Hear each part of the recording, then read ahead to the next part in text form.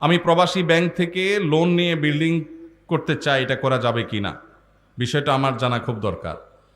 আপনি কি প্রবাসী ব্যাংক থেকে নেবেন, না দেশি ব্যাংক থেকে নেবেন, না অন্য কোন নামের ব্যাংক থেকে নেবেন, সেটা বিষয় না। বিষয় হলো সুদভিত্তিক লোন নিলে সেটা হারাম।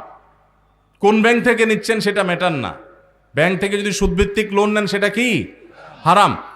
আপনি বাড়ি করার জন্য সুদভিত্তিক লোন নেন, সেটা হারাম হবে। প্রয়োজনে আপনি ভাড়া বাড়িতে থাকবেন, কুড়ের ঘরে থাকবেন, কিন্তু হারামে জড়াবেন না। আল্লাহ আমাদেরকে বুঝদান করুক। বেশিরভাগ গ্রামে শহরে এখন মানুষ কথায় কথায় সুদের কারবার করে। সুদ যে কত ভয়াবহ!